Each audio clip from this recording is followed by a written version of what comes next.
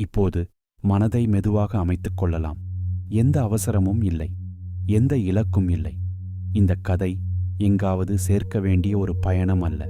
இது மெதுவாக உள்ளே சென்று அமைதியாக நின்று பின்னர் தானாக கரையும் ஒரு அனுபவம். இந்த உலகத்தில் பல நூற்றாண்டுகளாக மனிதர்கள் தேடிய ஒன்று இருக்கிறது. அது சக்தி அல்ல, அது அதிகாரம் அல்ல, அது வெறும் நம்பிக்கையும் அல்ல. அது ஒரு ஆழமான இணைப்பு. அந்த இணைப்பைத்தான் மனிதர்கள் தெய்வம் என்று அழைத்தார்கள். இந்திய ஆன்மீக பாரம்பரியத்தில் தெய்வம் என்பது வானத்திலிருந்து பேசும் ஒரு உருவமாக மட்டும் பார்க்கப்படவில்லை. அது வாழ்க்கையின் ஓட்டத்தில் இருக்கிறது. சூரியன் உதிக்கும் போது இருக்கிறது, நதி ஓடும்போது இருக்கிறது, மனிதன் சுவாசிக்கும் மூச்சிலும் இருக்கிறது. இந்த கதையில் நாம் இந்து ஆன்மீக தெய்வங்களை ஒரு புராணக் கதையாக மட்டும் பார்க்கப் போவதில்லை. நாம் அவற்றை ஒரு மெதுவான சிந்தனையாக, ஒரு வாழ்க்கை உணர்வாக, ஒரு உள்ளார்ந்த நிலையாக பார்க்கப் போகிறோம். பிரம்மா, விஷ்ணு, சிவன் என்று பெயர்கள் வரும்.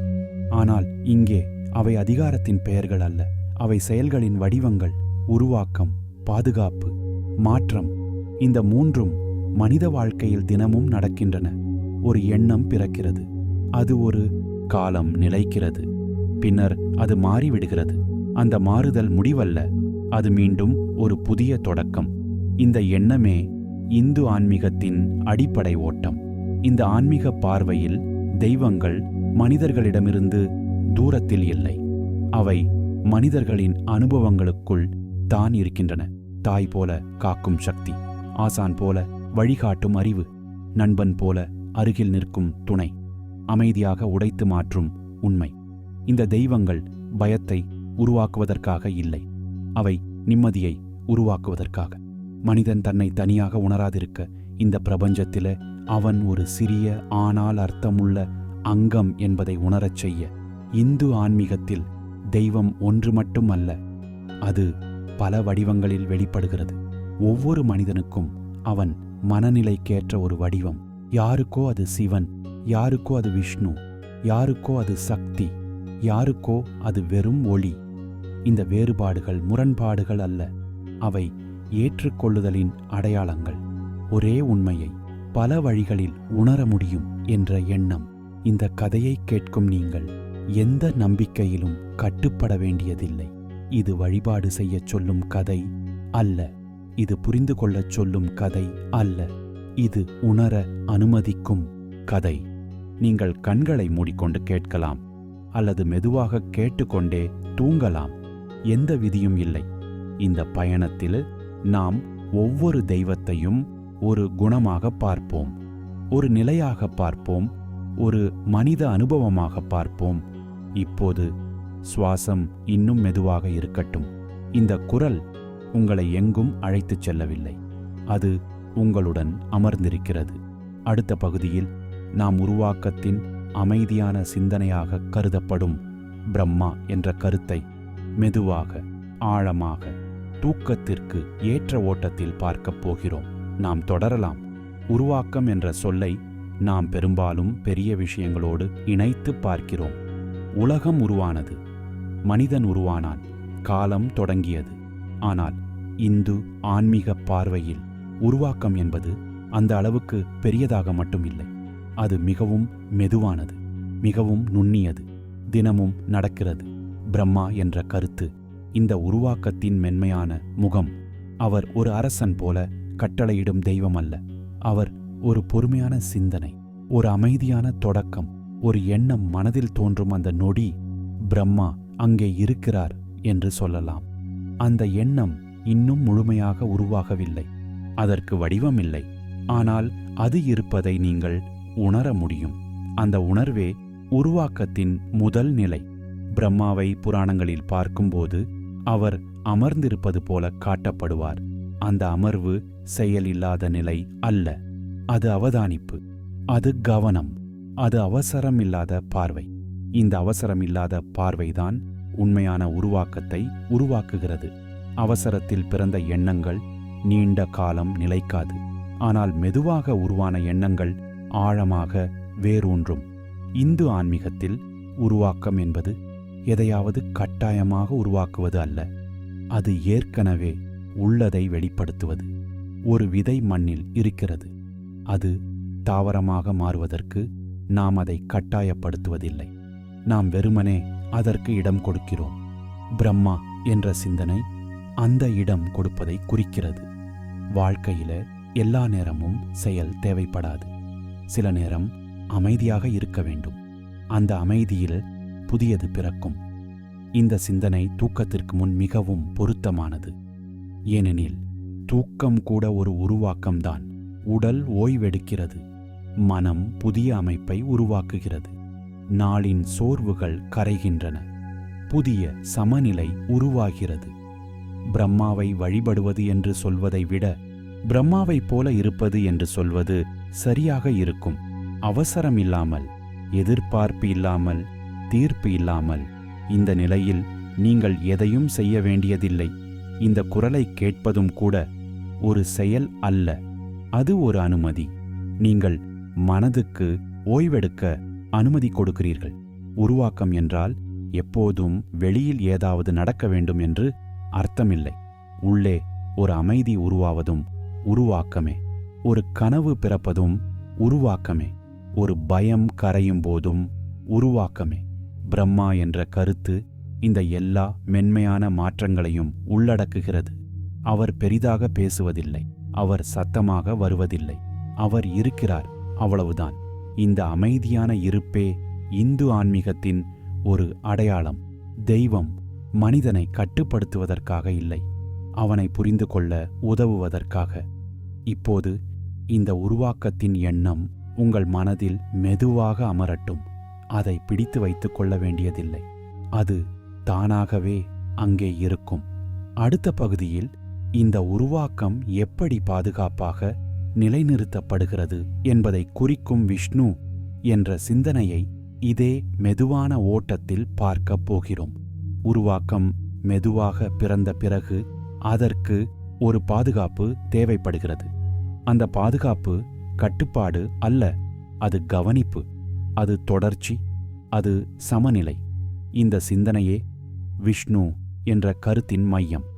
விஷ்ணு என்பவர் எங்கோ தூரத்தில் இருந்து உலகை காப்பாற்றும் ஒரு சக்தியாக மட்டும் பார்க்கப்படுவதில்லை. இந்து ஆன்மீகத்தில் விஷ்ணு என்பது நிலைத்திருப்பதின் சின்னம், ஓட்டத்தை சீராக வைத்திருப்பதின் சின்னம். அதிகமாக மாறாமல், அதே நேரத்தில் உறைந்து போகாமல் இருப்பதின் சின்னம். ஒரு நதி ஓடிக்கொண்டிருக்கிறது என்று நினைத்து பாருங்கள். அது ஓடுகிறது, ஆனால் அது தன் பாதையை மறந்து ஓடுவதில்லை. அதேபோல வாழ்க்கையும் ஓட வேண்டும், ஆனால் அந்த ஓட்டத்தில் சிதறி போகாமல் இருக்க வேண்டும். அந்த சீரான ஓட்டமே விஷ்ணு. விஷ்ணுவை புராணங்களில் பார்க்கும்போது அவர் ஓய்வாக சாய்ந்து கிடப்பது போல காட்டப்படுவார். அந்த ஓய்வு சோம்பல் அல்ல, அது முழுமையான சமநிலை. அவர் எதையும் தடுக்கவில்லை, எதையும் தள்ளவில்லை. எல்லாம் தன் இடத்தில் இருக்க அனுமதிக்கிறார். இந்த அனுமதிதான் பாதுகாப்பின் உண்மையான வடிவம். வாழ்க்கையில் எல்லாவற்றையும் கட்டுப்படுத்த முயற்சிக்கும் போது சோர்வு வரும். ஆனால் சில விஷயங்களை அப்படியே இருக்க விடும்போது அமைதி வரும். விஷ்ணு என்ற சிந்தனை அந்த அமைதியை நமக்கு நினைவூட்டுகிறது. தூக்கத்திற்கு முன் இந்த சிந்தனை மிகவும் பொருத்தமானது. ஏனெனில் தூங்கும்போது நாம் எல்லா கட்டுப்பாடுகளையும் விடுகிறோம்.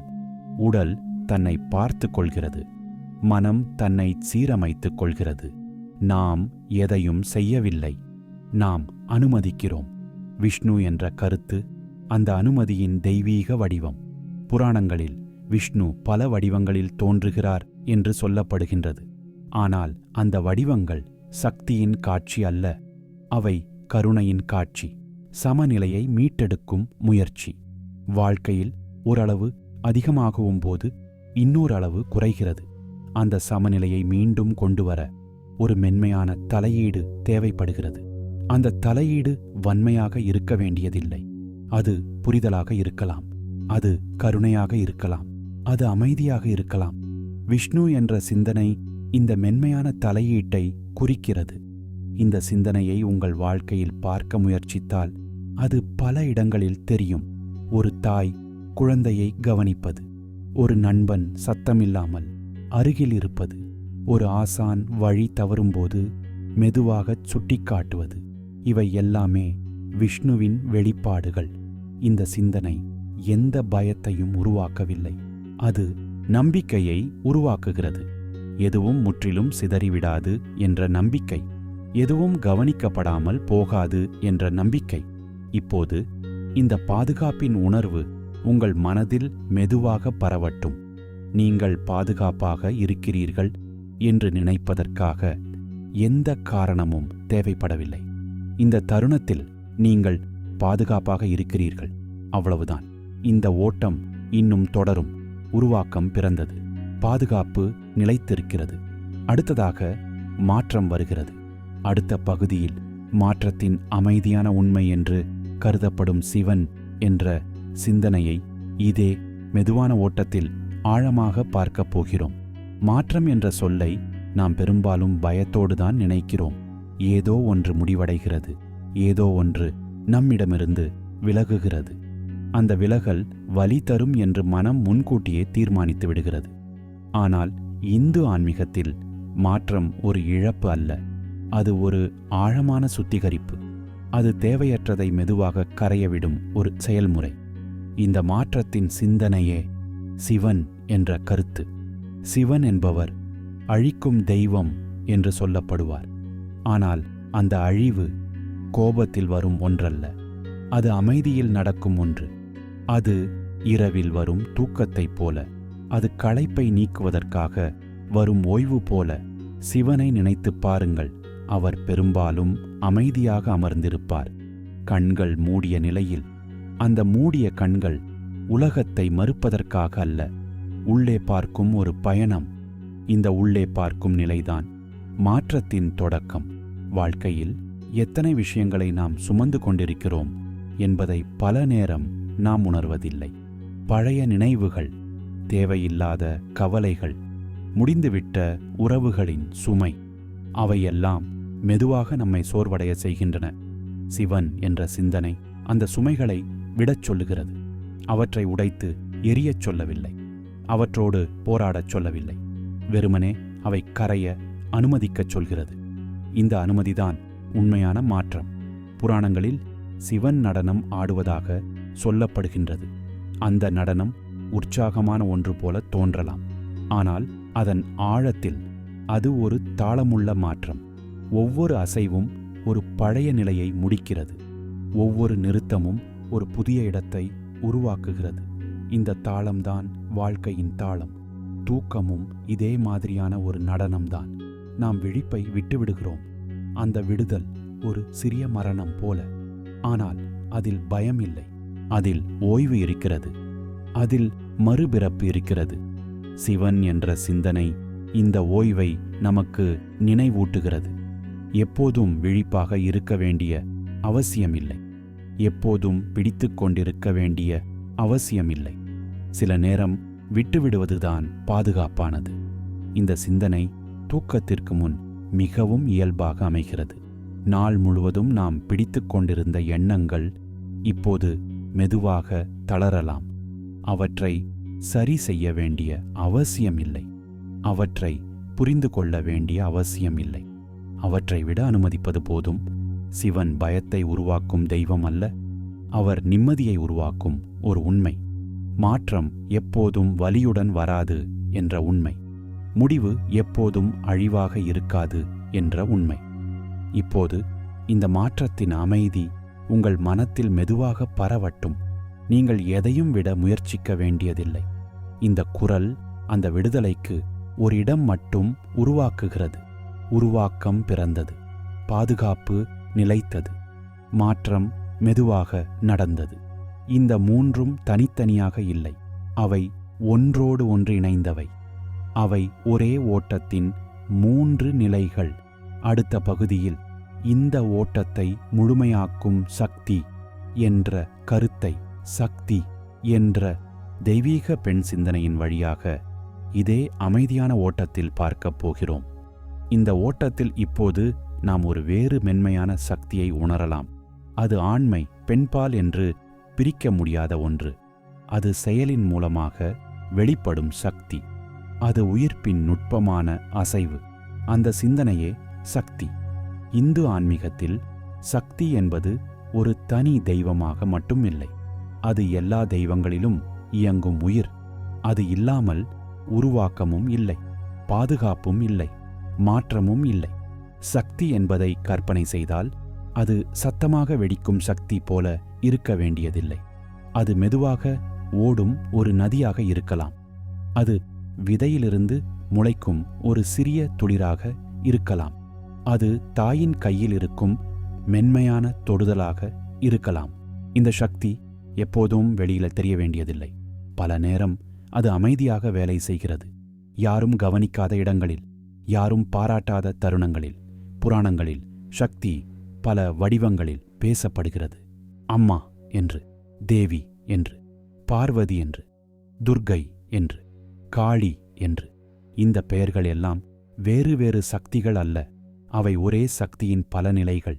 ஒரு தாய் போல காக்கும் நிலை, ஒரு ஆசான் போல வழிநடத்தும் நிலை, ஒரு உண்மை போல பொய்யை உடைக்கும் நிலை. சக்தி என்ற சிந்தனை மனித வாழ்க்கையில் மிகவும் அருகில் இருக்கிறது. நீங்கள் காலை எழுந்து நடக்கும்போது இருக்கும் உந்துதல், சோர்வாக இருந்தாலும் தொடரச் சொல்லும் உள்ளார்ந்த வலிமை, ஒரு துன்பத்தை தாண்டி வாழ உதவும் அமைதி. இவை எல்லாமே சக்தியின் வெளிப்பாடுகள். இந்த சக்தி பயமுறுத்துவதற்காக இல்லை, அது எழுப்புவதற்காக, மனிதனை உயர்த்துவதற்காக அல்ல, அவனை முழுமையாக்குவதற்காக. சக்தி இல்லாமல் சிவன் சிந்தனை கூட முழுமையடையாது என்று சொல்லப்படுகிறது. அதன் அர்த்தம் அமைதி மட்டும் போதாது. அந்த அமைதியில் உயிர் ஓட வேண்டும். அந்த ஓட்டமே சக்தி. தூக்கத்திற்கு முன் இந்த சிந்தனை மிகவும் நுட்பமாக வேலை செய்கிறது. உடல் தளறுகிறது, மனம் மெதுவாக அமைதியாகிறது. ஆனால் உயிர் இன்னும் அங்கே இருக்கிறது, மூச்சாக, இதயத் துடிப்பாக. இந்த உயிர்ப்பை உணர்வதே சக்தியை உணர்வது. நீங்கள் இப்போது எதையும் செய்ய வேண்டியதில்லை.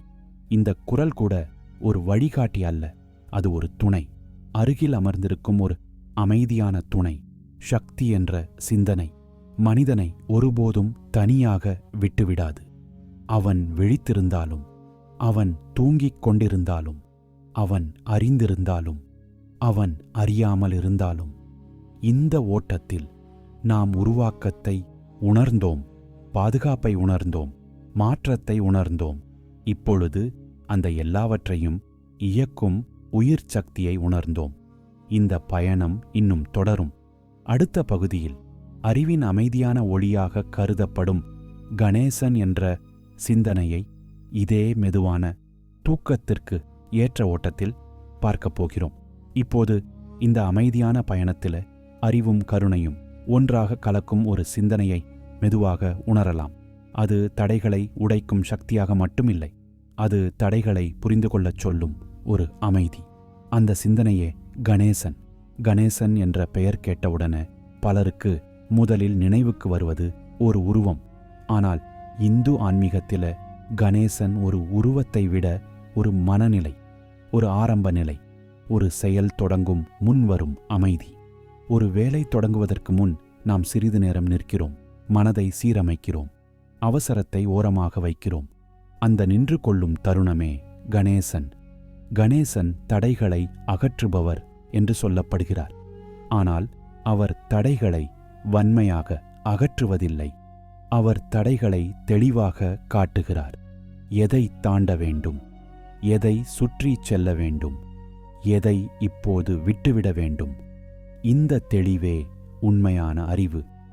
கணேசனின் பெரிய காதுகள் கேட்பதை குறிக்கின்றன, பெரிய கண்கள் கவனிப்பதை குறிக்கின்றன, மென்மையான வயிறு ஏற்றுக்கொள்ளுதலை குறிக்கின்றது. இந்த எல்லாமே மனித வாழ்க்கைக்கு தேவையான குணங்கள். அறிவு என்பது எப்போதும் புத்தகங்களில் இருந்து வருவதில்லை. பல நேரம் அது கவனிப்பில் இருந்து வருகிறது, ஒருவரை முழுமையாக கேட்பதில் இருந்து வருகிறது, ஒரு சூழலை அவசரமில்லாமல் உணர்வதில் இருந்து வருகிறது. கணேசன் என்ற சிந்தனை இந்த மெதுவான அறிவை நமக்கு நினைவூட்டுகிறது. தூக்கத்திற்கு முன் இந்த சிந்தனை மிகவும் பொருத்தமானது. ஏனெனில் இந்த நேரத்தில் நாளின் குழப்பங்கள், மெதுவாக கரைகின்றன. மனம் எதையும் தீர்க்க வேண்டிய அவசியமில்லாமல் இருக்கிறது. அந்த நிலையில் அறிவு சத்தமாக பேசாது, அது அமைதியாக அமர்ந்திருக்கும். இந்த அமைதியான அறிவே கணேசன். கணேசன் குழந்தை போலவும் முதியவர் போலவும் தோன்றுகிறார். அதன் அர்த்தம் அறிவு ஒரு வயதில் மட்டும் இல்லை, அது அனுபவத்தில் இருக்கிறது, அது எளிமையில் இருக்கிறது. இந்த சிந்தனை மனிதனை தாழ்த்துவதில்லை, அவன் தெரியாததை ஒப்புக்கொள்ள அனுமதிக்கிறது. அந்த ஒப்புக்கொள்ளுதலே அறிவின் தொடக்கம். இப்போது இந்த அறிவின் அமைதி உங்கள் மனத்தில் மெதுவாக அமரட்டும். எதையும் புரிந்து கொள்ள முயற்சிக்க வேண்டியதில்லை, எதையும் சரி செய்ய வேண்டியதில்லை. அமைதியாக இருக்க அனுமதித்தாலே போதும். இந்த ஓட்டத்தில் நாம் பல சிந்தனைகளை மெதுவாக கடந்துவிட்டோம். உருவாக்கம், பாதுகாப்பு, மாற்றம், உயிர் சக்தி, அறிவு, இவையெல்லாம் தனித்தனியாக இல்லை, அவை ஒன்றாக கலந்து மனித வாழ்க்கையின் முழுமையான ஓட்டமாக மாறுகின்றன. அடுத்த பகுதியில கருணையும் சேவையும் ஒன்றாக வெளிப்படும் முருகன் என்ற சிந்தனையை இதே அமைதியான ஓட்டத்தில் தொடர்வோம். இப்போது இந்த அமைதியான ஓட்டத்தில் ஒரு இளமை உணர்வை மெதுவாக சந்திக்கலாம். அது வேகமாக ஓடும் சக்தி அல்ல, அது சத்தமாக வெல்லும் தைரியம் அல்ல, அது தெளிவுடன் நகரும் உள்ளார்ந்த நம்பிக்கை. அந்த சிந்தனையே முருகன். முருகன் என்பவர் போரின் தெய்வம் என்று பலர் சொல்லுவார்கள். ஆனால் அந்த போர் வெளியில் நடப்பது அல்ல, அது உள்ளே நடப்பது. பயத்துக்கும் தெளிவுக்கும் இடையில், குழப்பத்துக்கும் நம்பிக்கைக்கும் இடையில். முருகன் என்ற சிந்தனை இந்த உள்ளார்ந்த பயணத்தை குறிக்கிறது. இளமை என்பது வயதுடன் மட்டும் சம்பந்தப்பட்டது அல்ல, இளமை என்பது மனநிலை. ஒரு விஷயத்தை முழுமையாக நம்பி செய்யும் தைரியம், சந்தேகம் இருந்தாலும் நகரும் துணிவு, அந்த துணிவே முருகன். புராணங்களில் முருகன் மலைகளோடு தொடர்பு கொண்டவர். மலை என்றால் உயரம் மட்டுமல்ல, அது தெளிவு, அது தூர பார்வை. மேலே இருந்து பார்க்கும்போது சிக்கல்கள் சின்னதாக தோன்றும். இந்த சிந்தனை வாழ்க்கையில் மிகவும் தேவையான ஒன்று. நாம் சிக்கல்களுக்குள் இருக்கும்போது அவை மிக பெரிதாக தோன்றும். ஆனால் ஒரு சிறிய இடைவெளி கிடைத்தால் அவை மெதுவாக சுருங்கும். அந்த இடைவெளியை உருவாக்குவதுதான் முருகன். முருகனின் ஆயுதம் வன்மையாக தாக்குவதற்காக அல்ல, அது தெளிவாக காட்டுவதற்காக. எங்கே குழப்பம் இருக்கிறது, எங்கே உண்மை இருக்கிறது, அந்த வேறுபாட்டை உணரச் செய்ய. இந்த தெளிவு இரவில் மிகவும் மென்மையாக அமைகிறது. தூங்குவதற்கு முன் நாள் முழுவதும் நடந்த சிந்தனைகள் மெதுவாக கரையும் போது உள்ளே இருக்கும் உண்மை சத்தமில்லாமல் மேலெழும். முருகன் என்ற சிந்தனை அந்த உண்மையை நம்பச் சொல்கிறது. எதையும் உடனே தீர்க்க வேண்டிய அவசியமில்லை, ஆனால் சரியான திசை உணரப்பட்டாலே போதும். இந்த திசை உணர்வே வாழ்க்கையை நகர்த்துகிறது. அது ஓட்டமாக இருக்க வேண்டியதில்லை, அது மெதுவான நடை போல இருக்கலாம், ஆனால் அது உறுதியானது. இப்போது இந்த இளமை தெளிவு உங்கள் மனத்தில் மெதுவாக அமரட்டும். நீங்கள் எங்கே போகிறீர்கள் என்று தீர்மானிக்க வேண்டிய அவசியமில்லை. இந்த தருணத்தில நீங்கள் சரியான இடத்தில்தான் இருக்கிறீர்கள். இந்த நீண்ட பயணத்தில நாம் பல தெய்வீக சிந்தனைகளை சந்தித்தோம். ஒவ்வொன்றும் ஒரு குணம், ஒவ்வொன்றும் ஒரு நிலை, ஒவ்வொன்றும் மனித வாழ்க்கையின் ஒரு முகம்.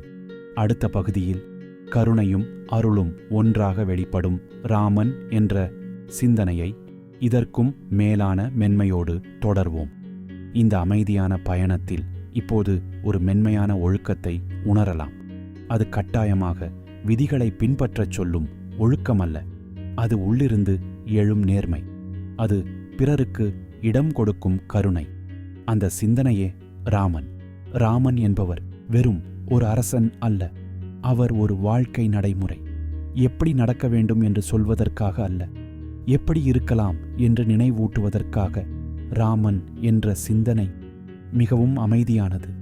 அதில் பெரிய காட்சிகள் இல்லை, அதில் சத்தமான வெற்றிகள் இல்லை, அதில் தினசரி வாழ்க்கையின் சிறிய தருணங்கள்தான் முக்கியம். ஒரு வாக்கை காப்பாற்றுவது, ஒரு வாக்கை உடைக்காமல் இருப்பது, ஒரு மனிதனை மதிப்பது, ஒரு சூழ்நிலையை புரிந்து கொள்வது. இந்த எல்லாமே ராமன் என்ற சிந்தனையின் வெளிப்பாடுகள். ராமன் பல சோதனைகளை சந்தித்தவர் என்று கதைகள் சொல்கின்றன. ஆனால் அந்த சோதனைகள் அவனை மாற்றவில்லை. அவை அவன் உள்ளே இருந்த அமைதியை வெளிப்படுத்தின. அந்த அமைதியே அவன் உண்மையான வலிமை. இந்த சிந்தனை தூக்கத்திற்கு முன் மிகவும் ஆறுதலாக இருக்கிறது. ஏனெனில் இந்த நேரத்தில் நாம் எதையாவது நிரூபிக்க வேண்டிய அவசியமில்லை. யாரையும் சமாளிக்க வேண்டிய அவசியமில்லை. நாம் எப்படி இருக்கிறோமோ அப்படியே இருக்கலாம். ராமன் என்ற சிந்தனை அந்த அனுமதியை தருகிறது. நேர்மையாக இருந்தாலே போதும். முழுமையாக இல்லாவிட்டாலும் பரவாயில்லை. முயற்சி மட்டும் உண்மையாக இருக்கட்டும். இந்த உலகம் எப்போதும் நேர்மையை உடனடியாக பாராட்டாது. ஆனால் நேர்மை மனத்திற்கு ஒரு ஆழமான அமைதியை தரும். அந்த அமைதியே நீண்ட காலத்தில் தாங்கும் சக்தி. ராமன் என்ற சிந்தனை இந்த நீண்ட தாங்கும் சக்தியை குறிக்கிறது. வெற்றிக்காக அல்ல, அமைதிக்காக. இப்போது இந்த அமைதி உங்கள் மனத்தில் மெதுவாக பரவட்டும். நீங்கள் சரியாக இருக்கிறீர்களா என்று கேட்க வேண்டிய அவசியமில்லை. இந்த தருணத்தில் நீங்கள் போதுமானவராக இருக்கிறீர்கள். இந்த பயணத்தில் நாம் அறிவையும் வலிமையையும் கருணையையும் சந்தித்தோம். அடுத்ததாக விளையாட்டுத்தனமும் ஆழமான ஞானமும் ஒன்றாக கலக்கும் கிருஷ்ணன் என்ற சிந்தனையை இதே மென்மையான ஓட்டத்தில் சந்திக்கப் போகிறோம். இப்போது இந்த அமைதியான ஓட்டத்தில ஒரு சிரிப்புடன் வரும் ஞானத்தை மெதுவாக உணரலாம். அது கனமாக கற்றுத்தரும் அறிவு அல்ல. அது விளையாட்டாக வந்து மனதில் தங்கிவிடும் உண்மை. அந்த சிந்தனையே கிருஷ்ணன். கிருஷ்ணன் என்ற பெயர் கேட்டவுடனே பலர் புல்லாங்குழல் நினைப்பார்கள். அந்த புல்லாங்குழல் ஒரு இசைக்கருவி மட்டுமல்ல. அது காலியான ஒரு உடல். அதில் ஊதப்படும் மூச்சுதான் இசையாகிறது. இந்த சிந்தனை மிக ஆழமானது. மனிதன் காலியாக இருக்கும்போது, அதாவது பிடிவாதங்கள் இல்லாமல், அகம்பாவம் இல்லாமல், அவசரம் இல்லாமல் இருக்கும்போது வாழ்க்கை தானாகவே இசையாக மாறுகிறது. கிருஷ்ணன் என்ற சிந்தனை வாழ்க்கையை மிகவும் கடினமாக எடுத்துக்கொள்ள வேண்டாம் என்று சொல்லுகிறது. அர்த்தமில்லாமல் சிரிக்கச் சொல்கிறது. சிக்கல்களுக்கிடையிலும் விளையாட்டுத்தனத்தை மறக்க வேண்டாம் என்று நினைவூட்டுகிறது. ஞானம் என்றால் எப்போதும் கனமான முகத்தோடு வர வேண்டும் என்று இல்லை. சில நேரம் அது குழந்தை சிரிப்புடன் வருகிறது. சில நேரம் அது நண்பன் போல அருகில் அமர்கிறது. சில நேரம் அது ஒரு கதையாக மனதில் தங்குகிறது. கிருஷ்ணன் அந்த நண்பன். புராணங்களில் கிருஷ்ணன் யாரையும் கட்டுப்படுத்தவில்லை. அவர் வழி காட்டுகிறார். ஆனால் அந்த வழி கட்டாயமாக பின்பற்ற வேண்டியதல்ல. அது தேர்வாக இருக்கிறது. இந்த சுதந்திரம்தான் கிருஷ்ணனின் மையம். மனிதன் தன் பாதையை தேர்ந்தெடுக்க அனுமதிக்கப்பட வேண்டும். தவறு செய்தாலும் அந்த அனுபவத்திலிருந்து கற்றுக்கொள்ள அனுமதிக்கப்பட வேண்டும். தூக்கத்திற்கு முன் இந்த சிந்தனை மிகவும் மென்மையாக அமைகிறது. நாளின் சுமைகளை சற்று லேசாக்குகிறது. எல்லாவற்றையும் சரி செய்ய வேண்டிய அவசியமில்லை என்று நினைவூட்டுகிறது. சில விஷயங்களை நாளைக்கே விடலாம். கிருஷ்ணன் என்ற சிந்தனை அந்த விடுதலையை தருகிறது. மனம் சற்று சிரித்தால் உடல் தானாக தளர்கிறது. அந்த தளர்வில்தான் தூக்கம் மெதுவாக வந்து அமர்கிறது. கிருஷ்ணனின் ஞானம் எப்போதும் நேரடியாக சொல்லப்படுவதில்லை. அது கேள்வியாக வரும், ஒரு உரையாடலாக வரும், ஒரு சந்தேகமாக வரும். அந்த சந்தேகங்கள் மனதை குழப்புவதற்காக அல்ல, அவை மனதை திறக்க. இந்த திறந்த மனநிலையே உண்மையான ஞானத்தின் வாசல். இப்பொழுது இந்த விளையாட்டுத்தனமான அமைதி உங்கள் மனத்தில் மெதுவாக பரவட்டும். எதையும் புரிந்து கொள்ள முயற்சிக்க வேண்டியதில்லை. எதையும் முடிக்க வேண்டியதில்லை. இந்த தருணத்தில் சிரிப்பே போதும். இந்த நீண்ட பயணத்தில் நாம் பல தெய்வீக சிந்தனைகளை சந்தித்தோம். ஒவ்வொன்றும் ஒரு பாதை, ஒவ்வொன்றும் ஒரு உண்மை, ஒவ்வொன்றும் ஒரு மனித அனுபவம். அடுத்த பகுதியில் இந்த எல்லா சிந்தனைகளையும் ஒன்றாக இணைக்கும் இந்து ஆன்மீகத்தின் மையமான ஒரே உண்மையை மிக மென்மையாக, மிக அமைதியாக முடிவிற்கு கொண்டு வரப்போகிறோம். இப்போது இந்த நீண்ட மெதுவான பயணத்தை ஒரு அமைதியான இடத்தில் நிறுத்தலாம். முடிவு என்று சொல்லாமல் ஓய்வு என்று சொல்லலாம். ஏனெனில் இந்து ஆன்மீகத்தில் எதுவும் உண்மையில் முடிவதில்லை. அது ஒரு நிலையிலிருந்து இன்னொரு நிலைக்கு சற்றே மாறுகிறது. உருவாக்கம் பற்றி பேசினோம், பாதுகாப்பு பற்றி பேசினோம், மாற்றம் பற்றி பேசினோம், உயிர் சக்தி பற்றி பேசினோம், அறிவு, தெளிவு, கருணை, விளையாட்டுத்தனம் பற்றி பேசினோம். இந்த எல்லாவற்றையும் தனித்தனியாக நினைவில் வைத்துக் கொள்ள வேண்டிய அவசியம் இல்லை. அவை பெயர்களாக மனதில் நிற்க வேண்டியதில்லை. அவை ஒரு உணர்வாக இருந்தாலே போதும். இந்து ஆன்மீகத்தின் மையம் இதுதான். தெய்வம் எங்கோ வானத்திலிருந்து உங்களை பார்த்து கொண்டிருக்கவில்லை. தெய்வம் உங்கள் வாழ்க்கையின் ஒவ்வொரு நிலைக்கும் ஒரு மொழி கொடுக்கிறது. சில நேரம் அது அமைதியாக இருக்கச் சொல்கிறது. சில நேரம் அது தளரச் சொல்கிறது. சில நேரம் அது சிரிக்கச் சொல்கிறது. சில நேரம் அது விடச் சொல்கிறது. இந்த சிந்தனைகள் எல்லாம் வழிபாட்டிற்கான கட்டளைகள் அல்ல. அவை வாழ்க்கையை மென்மையாக வாழ நினைவூட்டல்கள். இந்த கதையை கேட்டுக்கொண்டிருக்கும் நீங்கள் எதையும் ஏற்றுக்கொள்ள வேண்டிய கட்டாயம் இல்லை. எதையும் மறுக்க வேண்டிய அவசியமும் இல்லை. எது உங்களுக்கு ஆறுதலாக இருந்ததோ அது மட்டும் போதும். மீதமெல்லாம் இப்போது தேவையில்லை. இப்போது உங்கள் சுவாசம் இயல்பாக இருக்கட்டும். உடல் தன்னிச்சையாக தளரட்டும். எண்ணங்கள் வந்தாலும் அவற்றை பிடிக்க வேண்டாம். அவை கடல் அலைகள் போல வரட்டும், போகட்டும். இந்த தருணத்தில நீங்கள் தனியாக இல்லை. இந்த அமைதி பல தலைமுறைகளாக மனிதர்களை தழுவி வந்த அமைதி. அது பெயர்களுக்கு அப்பாற்பட்டது.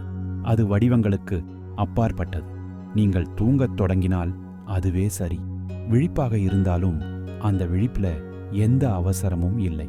இந்த கதை இங்கேயே மெதுவாக மங்கும், உங்களை எங்கும் இழுத்துச் செல்லாமல். இந்த மாதிரியான மெதுவான அமைதியான ஆன்மீக கதைகள் உங்கள் இரவுகளில் தொடர்ந்து துணையாக இருக்க வேண்டும் என்று நினைத்தால் இந்த சேனலுக்கு சப்ஸ்கிரைப் செய்யலாம். அது ஒரு சத்தமான முடிவு அல்ல, அது அமைதியான தொடர்ச்சி. இந்த அமைதி இன்னும் கொஞ்சம் நேரம் தங்கட்டும். எந்த புதிய கருத்தும் தேவையில்லை, எந்த புதிய பெயரும் தேவையில்லை. இந்து ஆன்மீகத்தின் இந்த நீண்ட ஓட்டம் ஒரு புத்தகத்தின் கடைசி பக்கமாக முடிவதில்லை. அது ஒரு இரவின் மௌனத்தில் மெதுவாக கலக்கிறது. தெய்வங்கள் இப்போது கதாபாத்திரங்கள் அல்ல, அவை உணர்வுகளாக மாறிவிட்டன. சுவாசத்தின் ஓட்டத்தில், இதயத்தின் அமைதியில், கண்கள் மூடப்படும் அந்த நொடியில் உருவாக்கம் இப்போது கனவாக மாறலாம். பாதுகாப்பு தூக்கமாக மாறலாம். மாற்றம் ஓய்வாக மாறலாம். உயிர் சக்தி மூச்சாக மாறலாம். அறிவு மௌனமாக மாறலாம். எதையும் நினைத்து பிடிக்க வேண்டாம். எதையும் விட முயற்சிக்க வேண்டாம். இந்த தருணம் தானாகவே போதும். நீங்கள் கேட்காமல் போன வார்த்தைகள் கூட சரி. இந்த கதை ஒவ்வொரு வார்த்தைக்கும் முக்கியத்துவம் தரவில்லை. அது உங்களின் நிலைக்கு மட்டும் இடம் கொடுக்கிறது. இப்போது இந்த குரல் மெதுவாக விலகும். நீங்கள் தனியாக இல்லை. இந்த அமைதி உங்களுடன் தான் இருக்கிறது. இதே மாதிரியான மெதுவான ஆழமான ஆன்மீக ஓய்வு கதைகள் உங்கள் இரவுகளில் அமைதியாக தொடர்ந்து வர வேண்டுமெனில் இந்த சேனலுக்கு சப்ஸ்கிரைப் செய்யலாம். அது ஒரு தொடக்கம் அல்ல, அது தொடர்ச்சியே. Silent extension, staying a little longer. இப்போது கூட எதையும் புதிதாக சேர்க்க வேண்டியதில்லை. இந்த இடத்தில் வார்த்தைகள் கூட ஓய்வெடுக்கலாம். ஆனால் ஓய்வு என்றால் வெறுமை அல்ல, அது நிறைந்த அமைதி. இந்து ஆன்மீகத்தில் மௌனம் ஒரு குறை அல்ல, அது ஒரு மொழி. பல நேரம் அதுவே ஆழமான மொழி. எதையும் விளக்காமல் எல்லாவற்றையும் தாங்கும் மொழி. இந்த மௌனத்தில் தெய்வங்கள் பெயர்களை இழக்கின்றன. அவை வடிவங்களை இழக்கின்றன. ஆனால் அவை மறைவதில்லை. அவை நெருக்கமாகின்றன. ஒரு மெதுவான சுவாசத்தில், ஒரு நீண்ட ஓய்வில், ஒரு எண்ணம் கரையும் தருணத்தில். இங்கே வழிபாடு இல்லை, விளக்கம் இல்லை, பிரார்த்தனை கூட இல்லை. இருப்பது மட்டும்தான். இந்த இருப்பில் மனிதன் முழுமையாக இருக்க முடியும். அவனுடைய பலவீனங்களோடு, அவனுடைய சோர்வோடு, அவனுடைய அமைதியோடு. இதுதான் ஆன்மீகத்தின் மிகவும் மென்மையான நிலை. எதையும் அடைய முயற்சிக்காத நிலை, எதையும் தள்ளிவிடாத நிலை, எதையும் பிடித்து கொள்ளாத நிலை. இந்த நிலை தூக்கத்தோடு மிகவும் நெருக்கமானது. தூக்கம் வரும்போது நாம் பெயர்களை விடுகிறோம், பாத்திரங்களை விடுகிறோம், நாளின் கதையை விடுகிறோம். அப்போது நாமே ஒரு அமைதியாக மாறுகிறோம். இந்த கதை இப்போது முழுமையாக கரைந்து விட்டது. அது இனி பேச வேண்டியதில்லை. அது உங்களை எங்கேயும் அழைத்துச் செல்லவில்லை. அது உங்களோடு இருக்கிறது. நீங்கள் தூங்கினால் இந்த அமைதி உங்கள் கனவுகளோடு போகும். நீங்கள் விழித்திருந்தால் இந்த அமைதி உங்கள் விழிப்புக்குள் தங்கியிருக்கும்.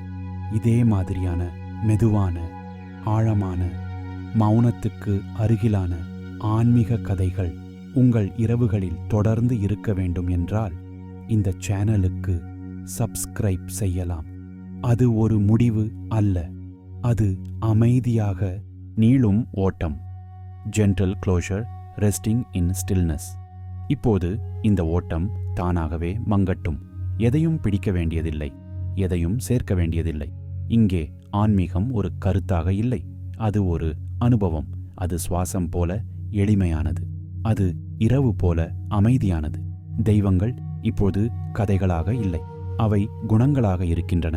கருணையாக, தெளிவாக, விடுதலையாக. இந்த குணங்கள் உங்களிடமிருந்து தூரத்தில் இல்லை, அவை உங்கள் அன்றாட வாழ்க்கையின் மென்மையான அடுக்குகளில் இருக்கின்றன. ஒரு சோர்வான நாளுக்குப் பிறகு வரும் ஓய்வில், ஒரு கவலை தானாக கரையும் தருணத்தில், ஒரு சிரிப்பு காரணம் இல்லாமல் தோன்றும் நேரத்தில். இப்போது மனம் எதையும் கேட்க வேண்டியதில்லை, உடல் எதையும் செய்ய வேண்டியதில்லை. இந்த தருணம் தானாகவே போதும். இந்த குரல் மெதுவாக விலகும்போது அமைதி மட்டும் தங்கியிருக்கும். அந்த அமைதி காலத்தோடு போட்டி போடாது, அது உங்களோடு அமைதியாக நடக்கும். நீங்கள் தூங்கத் தொடங்கினால் அது இயல்பானது. நீங்கள் விழித்திருந்தாலும் அந்த விழிப்பில எந்த அவசரமும் இல்லை. இதே மாதிரியான மெதுவான, ஆழமான ஆன்மீக ஓய்வு கதைகள் உங்கள் இரவுகளில் அமைதியாக தொடர வேண்டுமெனில் இந்த சேனலுக்கு சப்ஸ்கிரைப் செய்யலாம். அது ஒரு அழைப்பு அல்ல, அது ஒரு மெல்லிய நினைவூட்டல். Continuing, letting the silence breathe. நாம் இன்னும் கொஞ்சம் நேரம் இங்கேயே இருக்கலாம். எந்த திசையும் இல்லை, எந்த நோக்கும் இல்லை. இந்த இடத்தில் ஆன்மீகம் விளக்கப்படுவதில்லை, அது உணரப்படுகிறது. ஒரு நீண்ட மூச்சைப் போல, ஒரு கனவு வருவதற்கு முன் இருக்கும் மெல்லிய இடைவெளியைப் போல. இந்து ஆன்மீகம் எப்போதும் பெரிய கேள்விகளை கேட்கச் சொல்லவில்லை, அது சில நேரம் கேள்விகளை விடவும் சொல்லுகிறது. ஏனெனில் சில பதில்கள் கேள்விகள் இல்லாத போதுதான் வந்து அமரும். இந்த அமைதியில் தெய்வம் என்பது ஒரு உருவமாக இல்லை, அது ஒரு பாதுகாப்பான உணர்வு. யாரோ அருகில் இருக்கிறார்கள் என்ற உணர்வு, எதுவும் தவறாக போகவில்லை என்ற உணர்வு. இந்த உணர்வு வெளியில் இருந்து வருவதில்லை, அது உள்ளே இருந்து மேலெழுகிறது. நாம் தளர அனுமதிக்கும்போது, நாம் போராடுவதை நிறுத்தும்போது. இந்த இரவில் நீங்கள் எதையும் சரி செய்ய வேண்டியதில்லை, நாளைய நாள் பற்றி திட்டமிட வேண்டியதில்லை, கடந்த நாளை திருத்த வேண்டியதில்லை. இந்த தருணம் ஒரு தற்காலிக இடைவேளை அல்ல, இது முழுமையான இருப்பு. இந்த இருப்பில் உருவாக்கமும் இல்லை, பாதுகாப்பும் இல்லை, மாற்றமும் இல்லை. அவையெல்லாம் கரைந்து ஒரே அமைதியாக மாறிவிட்டன. இந்த அமைதி யாருக்கும் சொந்தமானது அல்ல, ஆனால் யாரும் அதை இழக்க முடியாது. நீங்கள் இப்போது தூக்கத்தின் விளிம்பில் இருந்தால் இந்த வார்த்தைகள் மெதுவாக மங்கும். அவை உங்களை பிடித்துக் கொள்ளாது, அவை உங்களை அழைக்கவும் செய்யாது. நீங்கள் விழிப்பாக இருந்தால் இந்த மௌனம் உங்களுக்கு துணையாக இருக்கும். அது பேசாது, ஆனால் அது விலகவும் செய்யாது. இதே மாதிரியான மெதுவான, சத்தமில்லாத ஆன்மீக ஓய்வு கதைகள் உங்கள் இரவுகளில் தொடர்ந்து ஒரு மென்மையான பின்னணியாக இருக்க வேண்டும் என்றால் இந்த சேனலுக்கு சப்ஸ்கிரைப் செய்யலாம். அது ஒரு முடிவு அல்ல, அது அமைதியாக தொடரும் ஒரு இருப்பு.